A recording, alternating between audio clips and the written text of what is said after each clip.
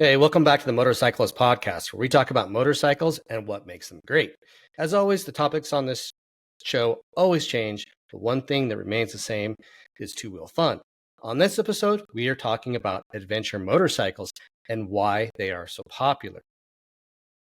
They've been the it bike in the it segment for almost a decade now. It seems like the best sales, the most sales, everyone's into adventure bikes these days. So we're going to talk about why, and we're going to talk about some of our choices, and then we're going to maybe just talk about some travel and our adventures on adventure bikes. So as always, we're going to start out with introductions. So we've got editor Adam Waheed, got myself, Justin Dawes, executive editor, and we have a new addition for this episode.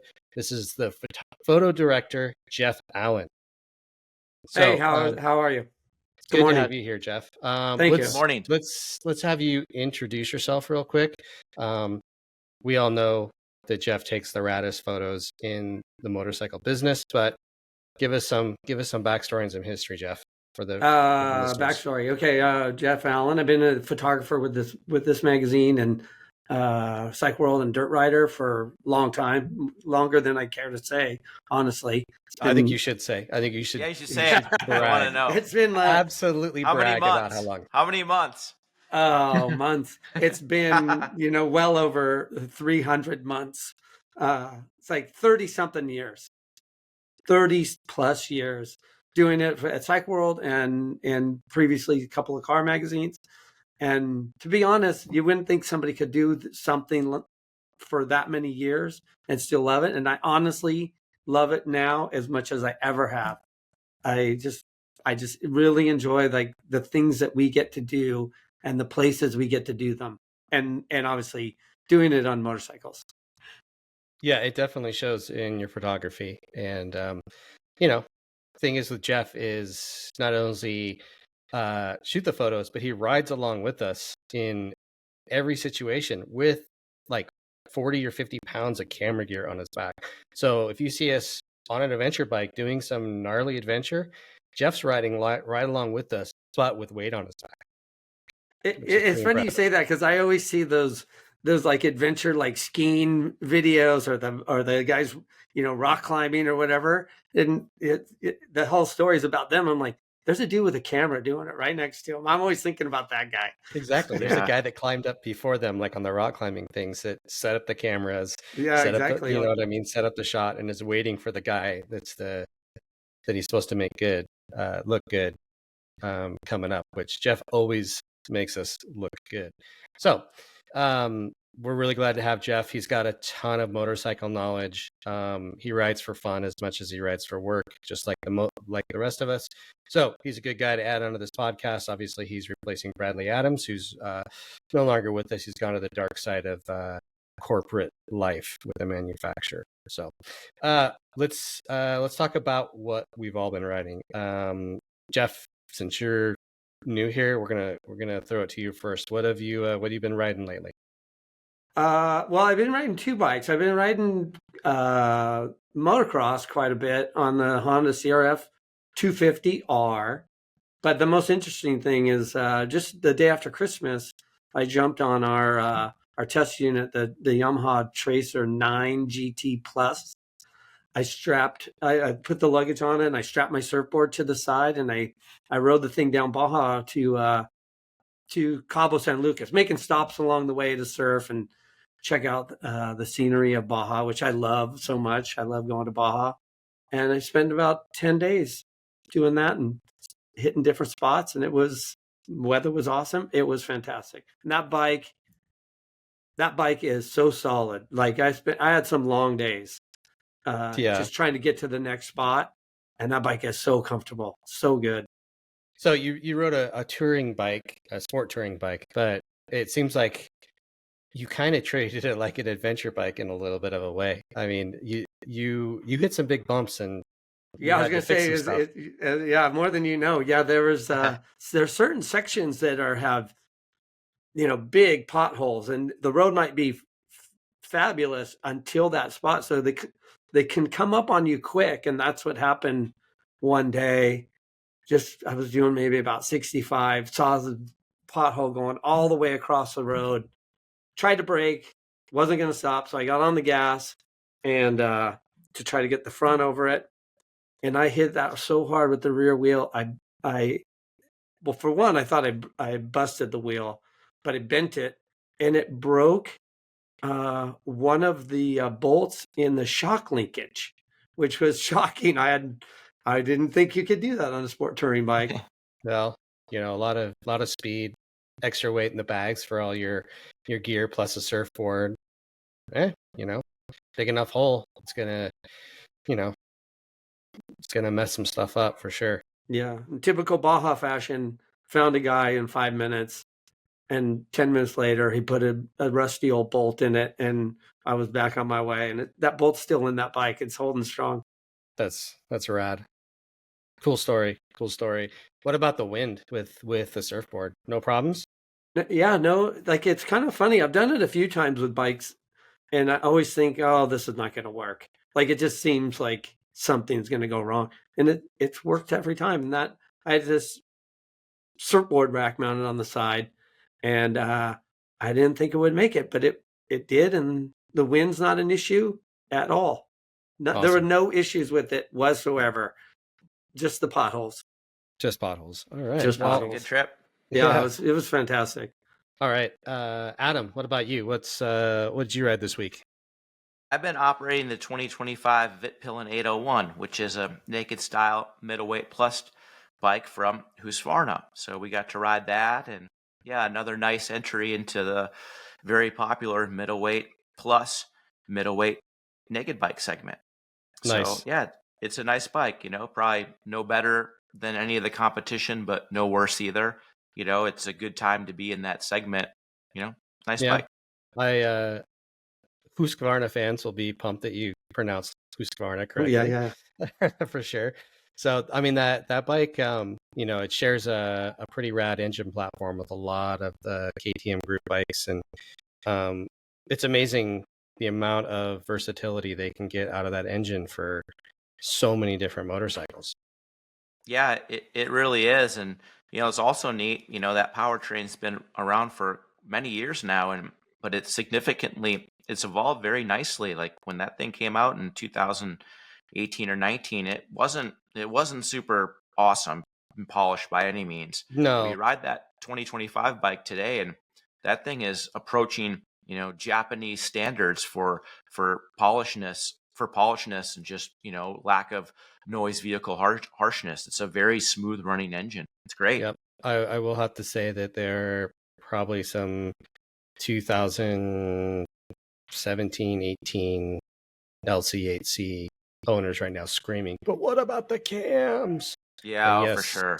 Yes, yep. The cams were a problem, but we haven't seen any failures in quite a long time in any of our test bikes, so we can't really comment on it besides what we hear on the internets, and that's always circumstantial evidence or hearsay. So us personally, they've run great, but back in the day they did have a reputation of some serious problems with camshaft hardening. So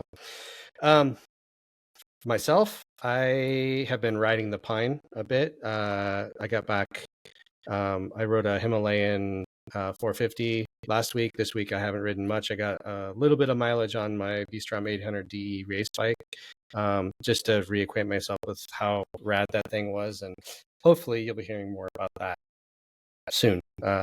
Maybe a 2.0 iteration of that thing. So, but that's an adventure bike, and that's a very nice segue into talking about what an adventure bike is. So, an adventure bike is a touring capable motorcycle that's basically able to go off-road in some extent, and how far they can go off-road varies widely across that whole segment. They're usually multi-cylinders, but not always. I mean, there's huge flat twins like the R1300 GS. There's multi-stratas that are a V4 that are basically almost a sport bike engine inside of a adventure bike, and then it goes all the way down to like small twins to where, I mean, you could really call like a CRF 300L Rally an adventure bike in a way. So, you know, it's all in everything. What do you guys look for in an adventure bike? Like, what defines an adventure bike for you? Well, just basically, you had mentioned just a really versatile motorcycle that, you can ride on the road and ride off-road as well. But in addition to that, you have to be able to carry things with you. That's my definition. So, on-road, off-road would be a dual sport, but on-road, off-road with the ability to actually tour and bring stuff with you. Now that's adventure touring. Yep. Yeah, the sort of the SUV or the of motorcycles, like it has that look. It has maybe sort of sometimes the reputation of not being used in those ways. Yes. But they're so capable, and we all know, they're amazing. That you can haul a lot of stuff, and it's a good way to go. Yeah, I mean, basically, I look at it as, like you said, it's the SUV, but it's also, it's basically what you'd want if you're riding from Alaska to Argentina or across, the African continent or something like that, where you don't know what you're going to run into, but you're going to be gone for a long time. That's what an adventure bike is modeled around, right? And, BMW generally takes credit for the start of the ADV segment with its R80 GS back in 1980 or 81. The story is that some of the BMW engineers wanted to race ISDE, but obviously BMW is a street bike company at that point. And so they took a R80 engine and built a chassis around it that made it more off-road capable. But then they found out, hey, it still works pretty nice to go cruise around on and travel long distances. And that spawned the R80 GS. And since then, it's been, they were kind of the weird bikes for a very long time, right? You would see a few things, and they kind of had like a little bit of a bump in probably the mid 90s, late 90s, when, there was Africa Twins and there was Teneres and all that kind of stuff. And then they went away. They totally went away when sport touring was super hot. And, but now they are back and big time, right? Yeah, so, like you said, I mean, virtually every motorcycle manufacturer in 2025 offers an adventure touring bike. Some manufacturers even offer multiple adventure touring bikes in multiple displacement segments. So, it's a very popular class. It depends kind of too where you are in the United States. Some regions, those products are more popular than others. But, if you're looking for a great way to get around and explore Earth in all conditions, it's hard to beat ADV bikes. Yeah, it's they sort of feed the like the Lewis and Clark part of my brain. Like you look at a map and you try to figure out how, this dirt road connects to this back road, connects to this, and you can connect states and sometimes borders, and it's very, very cool what it does for you, and like your sense of adventure and exploration. Yeah, I think that said, like you said, like it you may not want to ever ride to the tip of South America from your house, but if you have an adventure bike in your garage, you could absolutely do it on, you could hop on the thing and go, and you could probably make it, and that's part of the popularity is, and why they're one of the best selling segments in motorcycling right now is, they just are so versatile in so many ways that, everybody, it makes sense. It almost makes sense to own an adventure bike over any other motorcycle in most cases. It really does. I mean, you can buy like a liter size or liter plus size ADV, like the R1300 GS, and, you get an extra set of wheels for that thing. And now you have a legit bike that you can ride on pretty gnarly off-road trails, and then you put your street bike wheels on, and now you have extremely capable, sporty touring bike. So, they're definitely expensive, but when you look at it from the multi-use case, you get a lot of value, a lot of versatility out of this kind of bike. And we're singling out BMW, but you could do that with the Africa Twin. You could do that with many other manufacturers' products. Yeah, but I mean, you could say that's why BMW sells more GSs than all of their other motorcycle models combined, right? The GS is just a powerhouse in their sales lineup, and it is in general, right? Like, and like you said, like you could do all the things with it, and you could have one bike. Like, I'll say you're more of a sporty rider, or somebody that was into sport bikes a lot, that just isn't as flexible anymore, or doesn't like to be hunkered down. Man, go get yourself a Multistrada, right? That thing, V4, 180 horsepower monster that will embarrass sport bikes on a twisty road if you know how to ride, right? And you're going to be comfortable the whole way. If it's cold, you put on the heated grips. You've got wind protection. You know, and you're not gonna get home and hate your knees. Yeah, and you can bring a passenger even. Yes, there's so much room on them, and the luggage is so big. You can bring it all, including a passenger. Yep, absolutely. Yeah. And the aftermarket accessories, I mean, the sky's the limit with these aftermarket accessories. I mean, you can equip these vehicles to do whatever type of mission you want. Like, it's just truly incredible. And let's say, the manufacturer doesn't offer a really good luggage option. Well, I guarantee you there's someone in the aftermarket that's going to answer that question, Yeah, for sure. They're like the Legos or the AR-15s of the motorcycle world, right? There's an attachment or an accessory for everybody, and you can make it your own in so many different ways and so many combinations, and make it usable for what you exactly want to do with it. And you can change it easily to do something different. Like Adam said, change your wheels and go sport bike riding. You want to go on a long, street adventure, throw the bags on it. You want to go bang around in the dirt, yank all that stuff off, and put some knobbies on it. Like, you can do so much stuff with the bike, and it's so easy to do.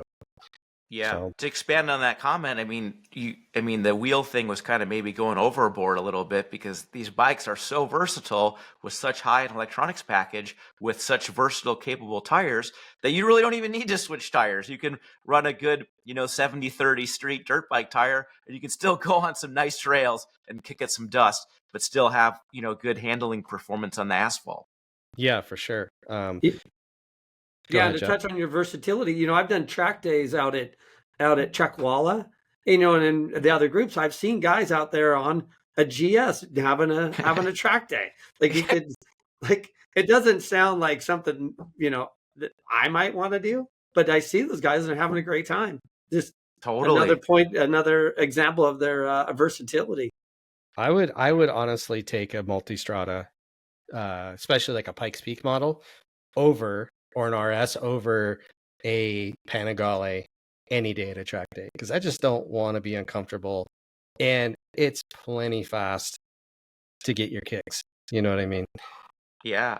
And it's crazy too. We were talking about aftermarket support, like even the tire manufacturers have jumped on the bandwagon. Like, tire manufacturers are now making extremely street and road capable tires for these 19-inch and 21-inch diameter wheel sizes, which normally you'd be like, why would I want a high performance street bike tire on a 21-inch wheel? But they're doing it because people want that, and so now you can get that. So yeah, and on the exact opposite end, they're building like full on off-road knobbies for very heavy big motorcycles as well.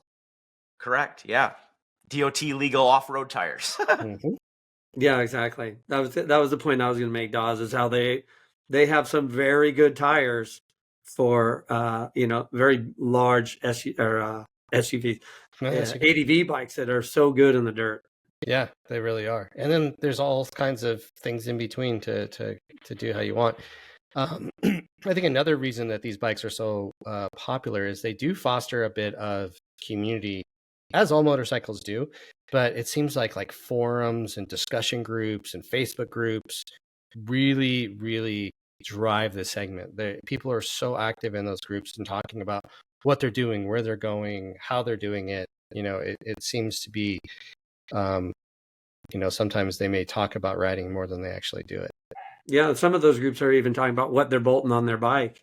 Mm-hmm. What new accessories, what luggage, like to Adam's point, like what aftermarket luggage is, more acceptable than the manufacturer's luggage, Mm-hmm. Yeah, which is and not, that, the aftermarket is usually more durable aluminum stuff. well, yeah, and that's the thing too, is you can talk to your community specific to your bike in a forum, which we all know forums have been a thing for a very, very long time, but it just seems like the amount of activity in an adventure bike group is so much higher than some other stuff where you can really find the answers to what you want to do and get some really solid suggestions from your community. Well said. And then there's some other things that really drive adventure bike riding, like the backcountry discovery route stuff, right? Like you don't see it so much in cruiser stuff. I mean, there's some famous roads, but you don't see them going like, I'm going to make a trip to all the way across the United States to ride this one single section of road. But on a BDR, people are coming from all over the states to go do a section of BDR, and they're like, "Oh, I did the California BDR, or the Colorado BDR, right?" And it's a bit of a badge of an honor to do it. Yeah, they collect them. They like we all do, sort of collect locations that we've been to. Exactly. And then, of course, there's the Instagram factor. There's plenty of people that also have them, and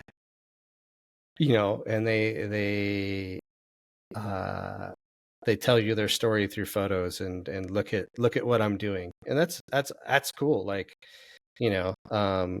I like that people are sharing what they're doing and bragging about going to, wherever they may be going. That's epic, and showing us what these bikes can do. But, being able to brag about your exploits definitely adds to the factor of owning one. Yeah. Justin, talk about the displacement categories a little bit. Yeah, sure. Big group, lots of displacement categories. Of course, we're talking about the R1300 GS, which is $30,000, big heavy, but you don't need to ride a big heavy bike if you don't want to. No, I mean, let's start off with, I like to say there's an ADV for everyone. There's segments within the segment in ADV riding. And it starts off with, you can find some very beginner friendly single cylinder bikes that are plenty capable, all the way from like Kawasaki's Versus 300. Like that thing is probably one of the most bare bones, one of the most simple. It does have a parallel twin, so it's not really a single per se. I think, right? It's a twin. Twin. That's a good thing, though. That's a good thing. So it's a small bike, and it hangs out with inside of a segment that's got a lot of singles in it. But it's a simple bike that can take you around the world if you want. Like our friend Aaron Frank, who used to be on Motorcyclist, his daughter rode one from like Minnesota all the way to Argentina. Oh wow! Bought it, and rode it all the way down. And then he flew down and rode it all the way back up. That was awesome. So it's a very capable bike, even though it's more street slanted than some others. And then you've got a lot of rad singles, right? You've got like a KTM 390 Adventure, which has always been pretty cool. And now they're updating it for 2025. So it's going to get like a 21-inch front wheel, and it's going to look more like a rally bike, and it's a little bit bigger, and it's probably got a little more power. We don't have the details on it yet, but it looks pretty rad. And then they oddly teased the photos at the EICMA show this past fall, but didn't really have any information. I thought that was very odd. It was very odd. It's like the slow burn that they like to do and keep you interested for a long time. At the taking the risk that you may get tired of waiting and go buy something else. Right? Because I mean, that happens a lot. You get excited and you're like, oh, look at this bike. I'm going to get one of those. I'm going to wait. I'm shopping. I'm looking at this bike. I need more info. Oh, wait, what's this bike? Oh, this is a Royal Enfield Himalayan. It's also a single. It's a 450. Oh man, that thing's pretty cheap. I really want to get riding, and KTM hasn't said much more. Yeah. You know what? I'm just going to go get the Himalayan, right? Yeah. That happens. That definitely happens. So, but there are people that'll stick around and wait. And, that goes to me talking about the Royal Enfield Himalayan 450. That thing is awesome. $5,900. And it has great performance for what it is. 450 single, 40 horsepower, liquid cooled. The suspension on it's awesome. I mean, Jeff went out and shot photos of me. Yeah, I was actually pretty jealous of you riding that thing. It looked like you were having a good time. Yeah, I mean the tires were a little skatey, obviously, but I mean, you got some pictures of me with air underneath the bike, so Yeah, that's what I say. I mean, I was jealous you were doing it all, and Yeah. the tires are those are always the things you want to switch out first if it's going to be more off road bias. Anyways, it's not an issue. Yeah. So there's one single out there, Jeff, that's been around probably longer than you have. Easy there. That's the KLR 650. Yes. Has it been around longer than me? I don't think so. 80s, Okay, early it- 80, it's 86, 80s. right? Oh, 85. yeah. Mid 80s, yeah, for sure, mid 80s. There was the KLR 600, I think, before that. So I mean, in that engine architecture's been around since easily the mid 80s, if not the early 80s. Sure. Yes. Yeah. Kawasaki has a way of putting new lipstick on a pig.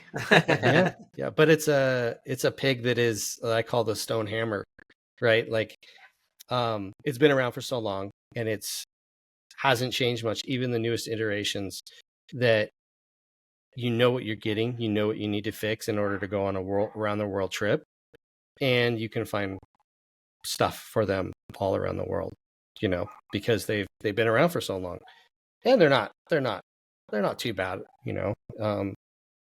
they're definitely single, so they're not the best at pounding out lots of miles in a straight line, and they're obviously not the best at jamming on super hardcore off-road, but they'll get you there. Yeah. Absolutely.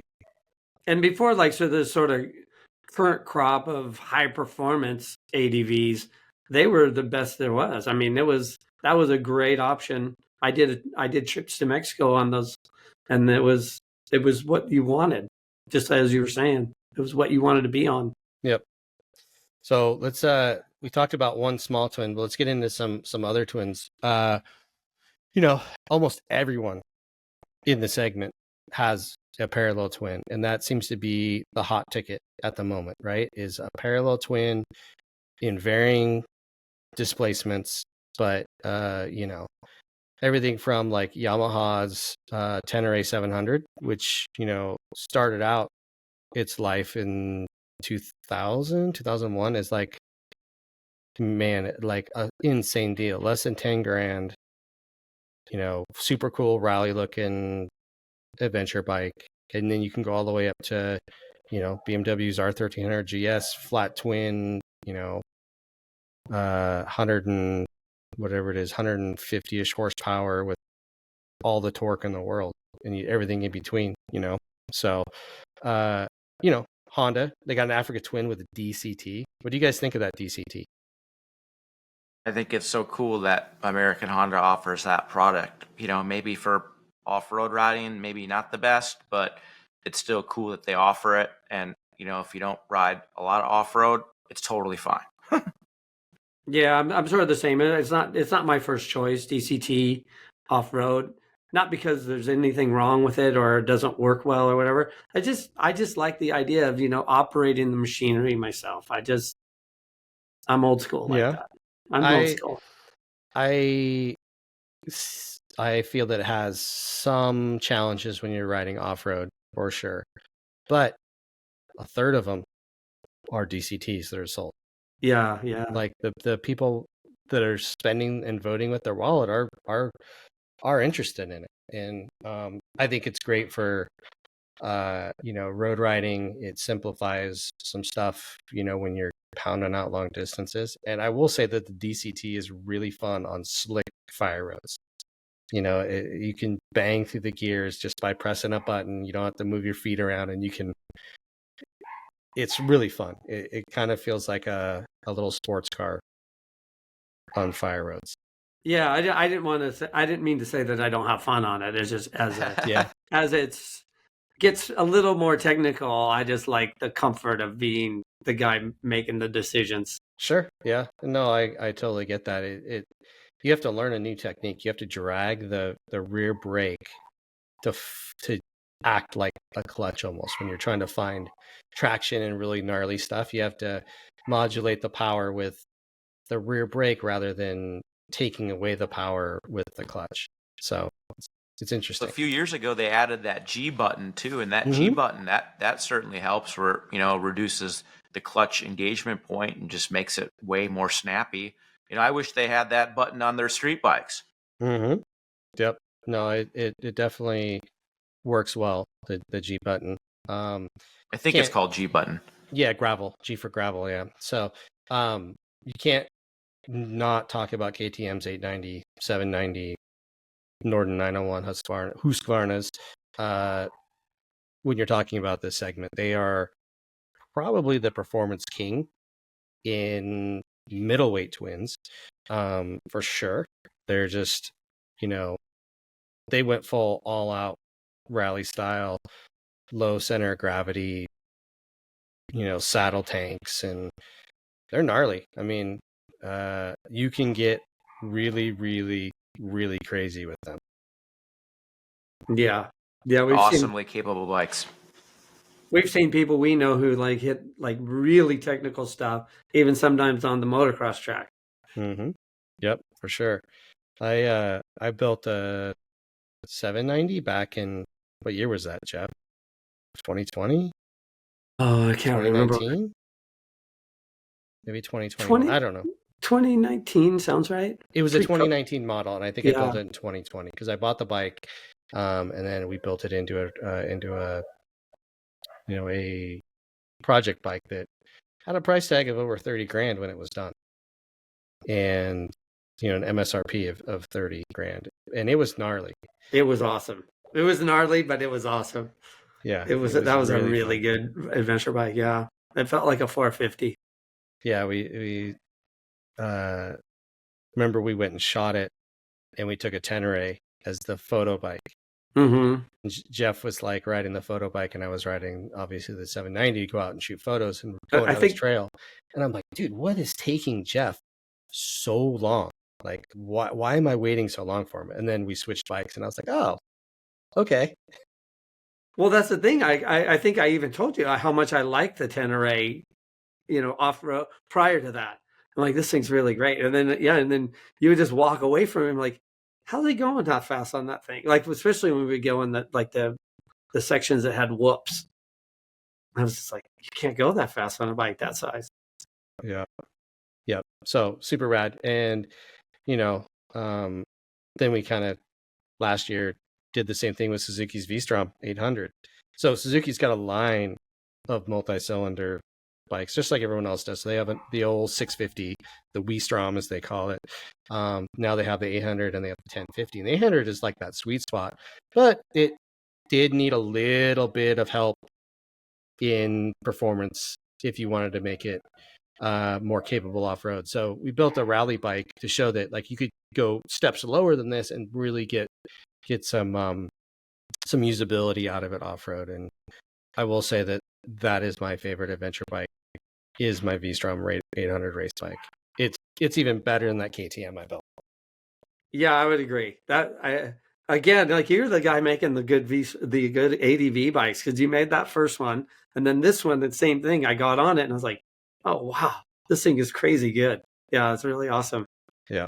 So, but when we're talking about crazy good and we're talking about twins, we cannot not talk about the king of the room, the king of the sales floor, and that's the R1300 GS. Right, that thing is, there's a reason that it's always on top 10 lists. It's always picked as a best ADV.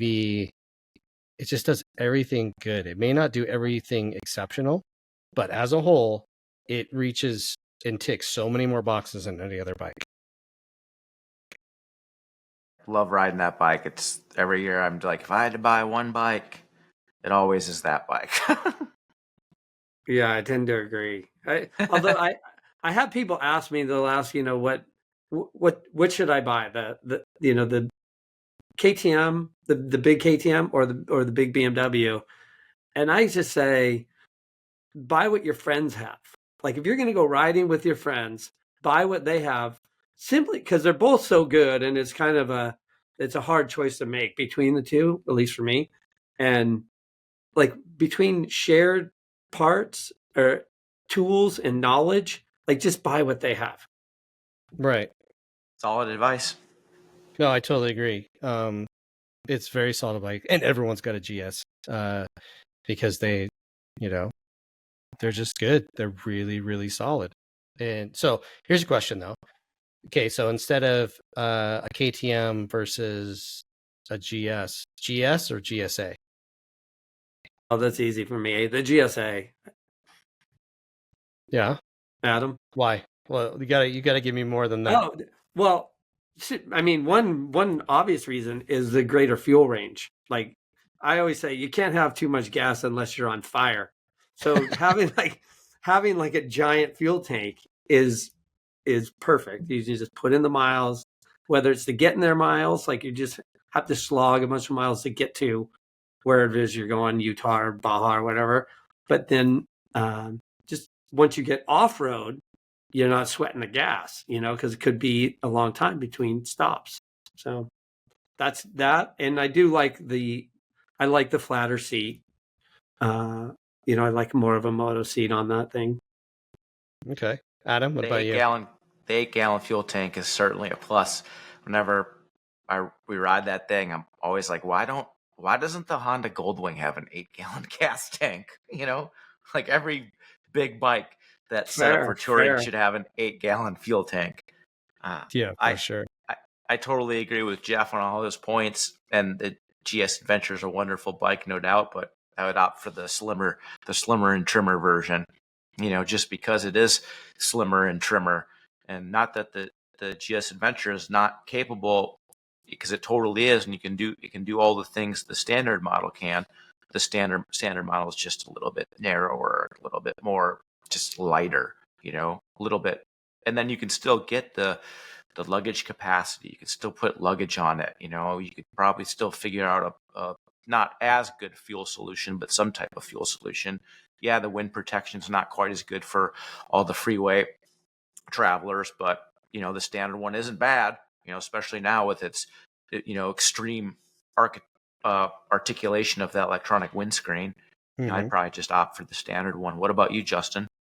I'm in the standard camp as well. I do like, like you said, like the ability of the larger tank, a little bit more suspension travel, flat seat, but it's such a big motorcycle to an already big motorcycle.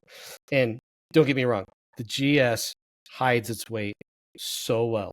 Like it, thanks to that, low center of gravity from the engine, and now they've put the transmission below the crankshaft, so it's even lower center of gravity. Like you would never know that it weighs as much as a dying star. It's they're huge, but you don't know it when you're riding it. But there's a point where, to me, like the extra fuel capacity isn't worth the trade-off in terms of slimness and ability to move it around and even maybe pick it up when you do screw up, So, I do love the way it hides its weight. I know that I've been at a couple of these adventure rallies where you have challenges, and one of them is the slow race. Mm-hmm. And that GS is always the choice. Like that thing is so well balanced. If you're doing the slow race, that's the one you want. Very much so. It just stops. Which is odd for having a bike with 2 cylinders sticking out the side. It doesn't really make sense. Like, what? It doesn't make sense. Yeah, and it's pretty good. It's really good off road until you find a place that there's 2 big rocks that aren't movable, that are totally skinnier than the cylinders, right? And then you're like, oh well, all right, that's the end of the trail here. Got to go get out the map. But overall, pretty rad. But let's talk about one of the newcomers in the adventure bike space in the last few years, and that was Harley-Davidson and their Pan America. Quite the upstart for that motorcycle, and in fact, it actually outsold everything for a very short time in the adventure segment for a couple months when it first came out. Super cool for Harley to rest their hat on that. That's a neat stat. Yeah. What do you guys think of that thing? I like it. I like it. I like that it looks different. At first I thought it was a little odd looking, the front, until I realized it is just like it just looks like it belongs in the family, with that Harley front end. And I think it's fun to ride. For me, it sort of fits, which is probably what they were going after. I think it's a motorcycle that fits really nicely between the BMW and the KTM.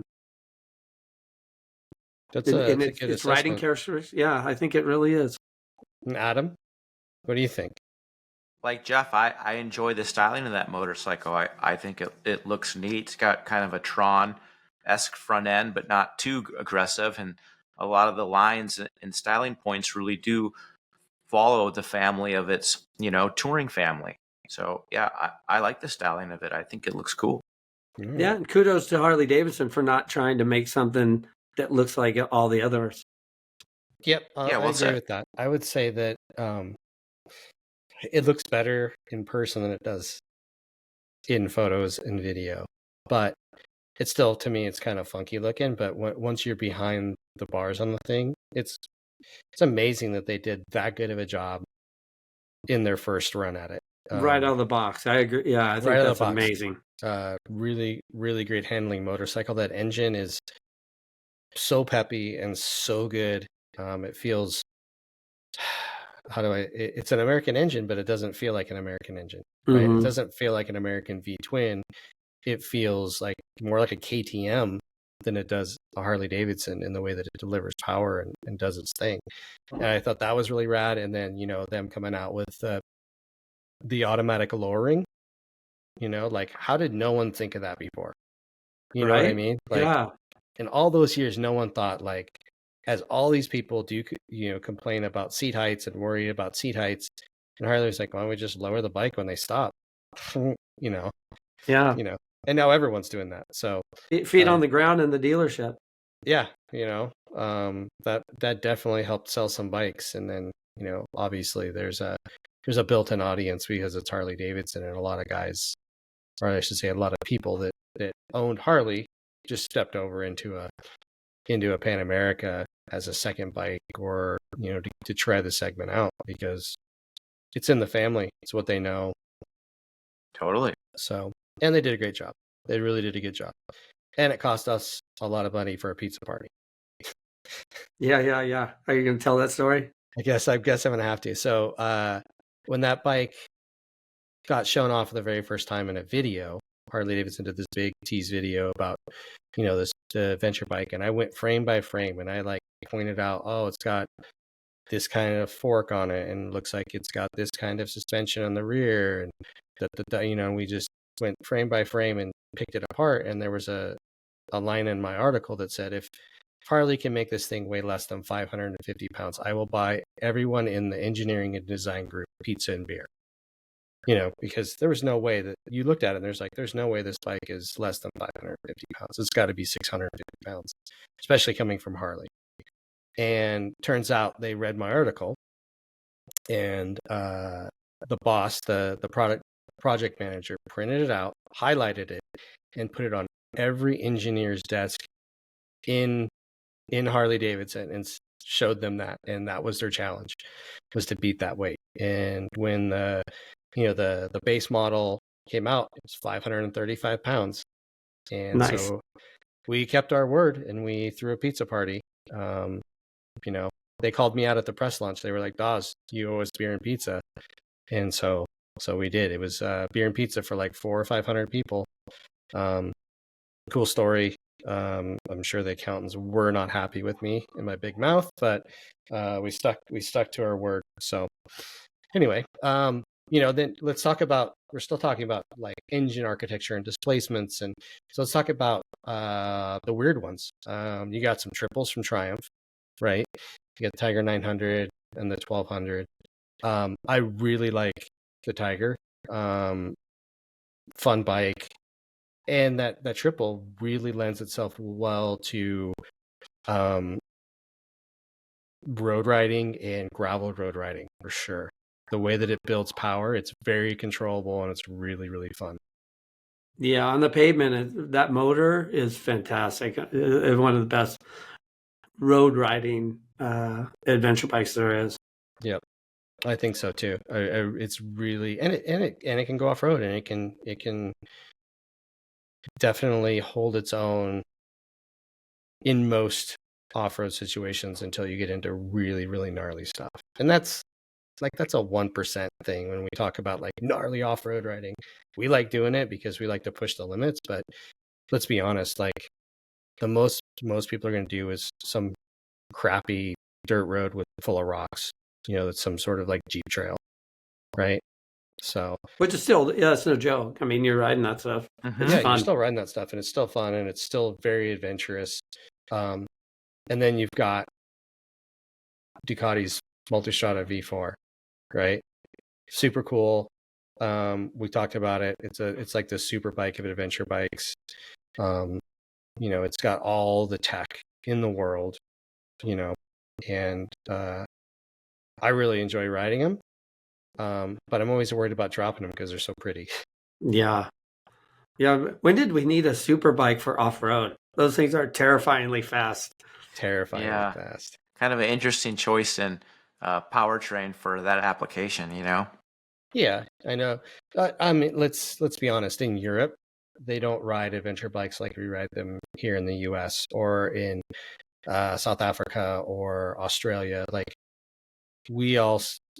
that trio seems to pound on adventure bikes off-road more than in Europe. There's a lot of them that just spend 99% of their time on the street. There's not as much off-road riding available, and if it is, it's chill dirt roads. It's not gnarly. So for that market, it makes a lot of sense, and they sell a lot more street bikes in Europe than they do in the US. It's just and they're still fantastic for there's like the beat up back roads with absolutely like I can say like with giant potholes. They're still a good potholes. Yeah, a good choice. Other weird engines. You've got Moto Guzzi's Stelvio. It's got the longitudinal V twin, cylinder sticking out the side that don't stick out as far as a BMW, but still has the character of a Moto Guzzi. And I rode that thing. It's been a few years, but I really enjoyed that motorcycle. I think it's one of the best Guzzis that has ever been made. Yeah, in my experience, they're a bit heavy, and not quite as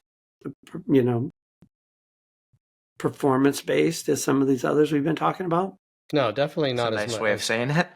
Performance based, definitely not. But it's got a cool character, and I rode it off road on some fire roads, and it was great. And on the street, it was fantastic. I think it's much better than the V100 Mandello that that it's kind of based on. I think it's a much more sensible Moto Guzzi than all the rest of them. And if I was to buy a Moto Guzzi, that would definitely be the bike I would go for. So, and then we've got electrics. And Adam, you've got probably more experience with electric adventure bikes than the rest of us. You just rode the Can-Am Origin a while ago, which is like, is it really an adventure bike? They're positioning it as that Type-esque. Yeah, it's not really, but I mean, kind of. They're positioning it that with an asterisk. Yeah, I mean, you did ride a little bit of dirt on it, but how did it do in the dirt? Like, I mean, granted, you don't have the range that is basically a prerequisite, I would say, for an adventure bike. Like, you're not going to be able to go long ways on it, but how is it in the dirt? I honestly had more fun operating it off-road than I did on-road, as crazy as that sounds. Is the motor characteristic is good for the off-road? Yeah, I mean, it just kind of feels like almost like a big Sur-Ron. Like it feels like a big Sur-Ron off-road, and on-road it has a very odd handling character when you're riding on the street. And when you're riding off-road, that odd handling character was less apparent. So that's why I liked riding it off-road more than road, But yeah, it's a cool entry into the segment. And, it's just interesting that Can-Am it just goes to show you how popular this segment is. BRP is looking to get in on a piece of the action. Mm-hmm. Yeah, piece of the action in adventure bikes for sure. I mean, let's not forget they have another adventure unit that I didn't put on our outline here, and that's the Canyon, the 3-wheeler. Oh, They have an good point. adventure 3-wheeler, Yeah. right? Yeah. So they are really chasing that adventure thing, right? Because they've built this 3-wheel trike. It's got the bags, like it looks like it's got all the stuff that an adventure bike has. It's like this overlanding behemoth. Yeah. I mean, kudos to BRP for, inventing that 3-wheel, auto cycle category with 2 wheels in the front, 1 in the back. I mean, they didn't totally invent it, but they were able to invent it in like a rate manufacturing type of way. And Mm-hmm. those spiders, like, you wouldn't even believe how many spiders they sell in the United States. It's always boggles my mind when I see how many of those things they sell every year. Yeah, I think people like to travel on them. I usually see them and they've got all the luggage on them, top trunk, everything, and then you can tell they've been somewhere. They look like they've got miles on them.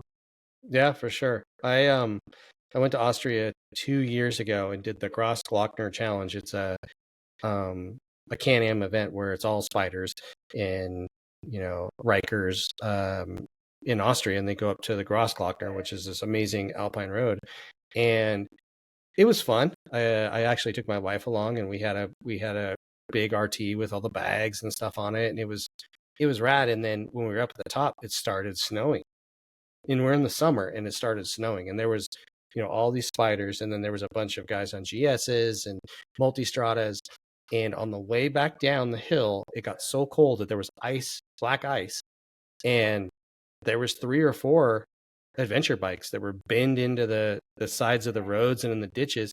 And we're on this 3-wheeler, just like, oh, it's all good because we don't have to balance. We don't have to worry about falling over. So I understand why some people may buy them, for those things. And then, dirt roads are even better for some people, maybe that will never have the skills to ride off road and don't want to develop those skills, but they want to get out there in the dirt. Sure. Why not? Right.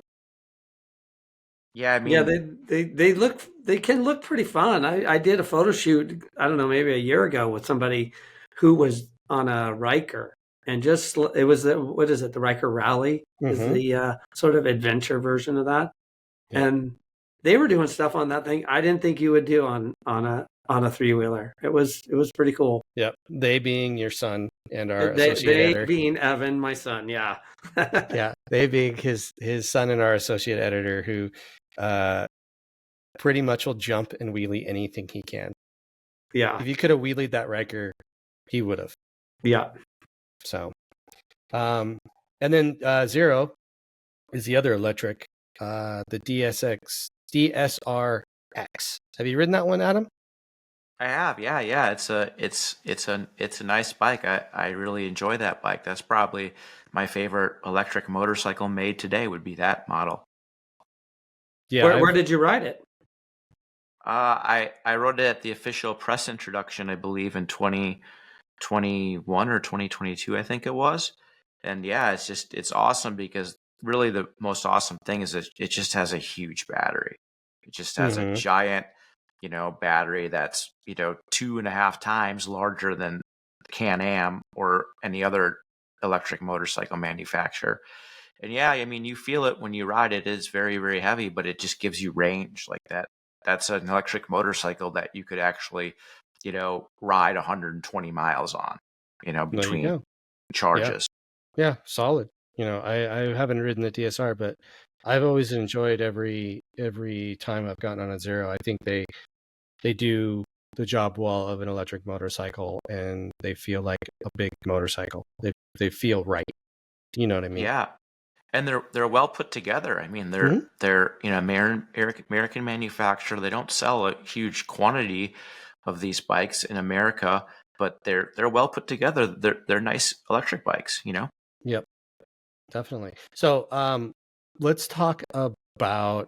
So we've been talking about all these bikes. So let's go with I want to know what your favorite adventure bike is, and then I want to know, which may not be, this also may not be your favorite bike, is the bike you would pick if you had to pick just one for everything. So let's start with Adam. I mean, for me, it's no surprise. R1300 GS. I would totally buy that bike. I just love that bike. Yes, they're extremely expensive. Now that the new generation has come out, you certainly don't want a 2023 or older R1250 GS. You want the 1300, and those things are commanding a very mighty price. In today's market, but they're absolutely worth it, and I would do whatever I could to buy that bike because that bike's just awesome. If you're gonna shell out and you went all out, you'd be bumping right up against 30 grand for one. I mean, that's unfortunately the reality. I mean, when you say that because it's so painful sounding, but that's just is what it is, but you get what you pay for. Like, those things are magnificently engineered and finely tuned instruments of versatility. So yeah, they're a lot, but you get what you pay for. And then what about you? Like, you're do it all, you're just one for everything. If this may not be your favorite bike, but like if someone was like, I need a bike for everything, what should I buy? I know that 890 Adventure R is a little bit aggressive, off-road, but it's just awesome. It's so capable in every riding scenario. If you can stand the orange colorway and its insect-like looks, which is always kind of borderline for me, the performance of it is just, it's so awesome in every condition that I don't know. I really like that bike. If that bike was just a little bit more touring friendly, not that it's not touring friendly, because it is, that would probably be my absolute go-to bike that would replace the R1300 GS. Nice. But yeah. And those 890 Adventure Rs, you can get those things for a really good deal right now, the 2024 models. So, it's a good time to get into that platform. Yeah, definitely. If you want a KTM, now is the time to buy one. For price wise. So for my favorite, you guys have heard me talk about this bike nonstop. It's the V-Strom 800 DE rally racer bike that I built. That's my favorite ADV that I've ever built, ever had, ever owned, ever ridden.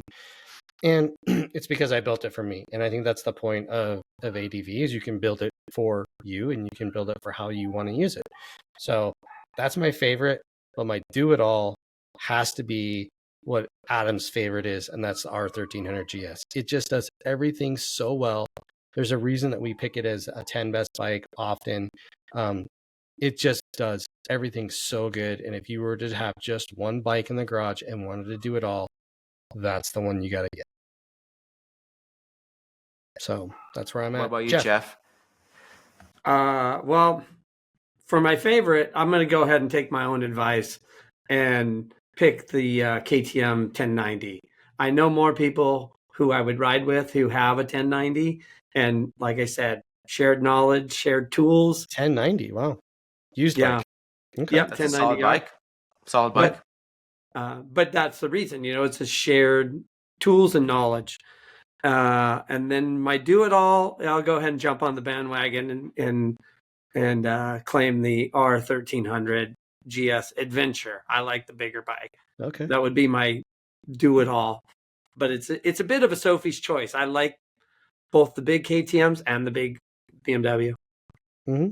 Yeah, I mean, I really do like the big KTMs too, but that BMW, it's just a choice that isn't wrong. You can never go wrong picking that bike. So yeah, and hey, we all picked it in one form or another. So there you go. So we're gonna wrap this thing up. I really, really appreciate Jeff joining on this podcast.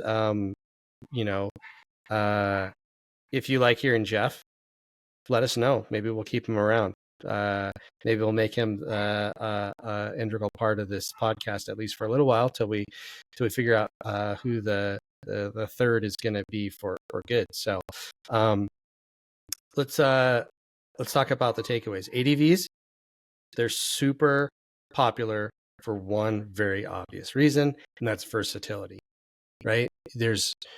You can do it all. That's what we've been talking about. That's why we all picked the R1300 GS. You can do everything on them there, and there's so many options in models and in Focus that you can find a bike that is right for you, and they're massively customizable. You can make it your motorcycle. So you can fine tune it till it's absolutely yours and nobody else's, and it'll make you happier than probably any other motorcycle you can own. So what's your thoughts on this podcast? Let us know. Tell us about what you think about the current crop of ADV bikes. Are they too expensive? Is there anything out there that gets your attention? And what's your main concern with these bikes? Like, if you were going to buy one, is it the price? Is it the size? Is it the weight? Is it the ability? Like, let us know why you would be shopping for an ADV, or if you even would. Like, you may disagree with us completely and say we are insane for liking adventure bikes. So let us know. Engagement helps. We really appreciate you listening, and we'll see you on the next one.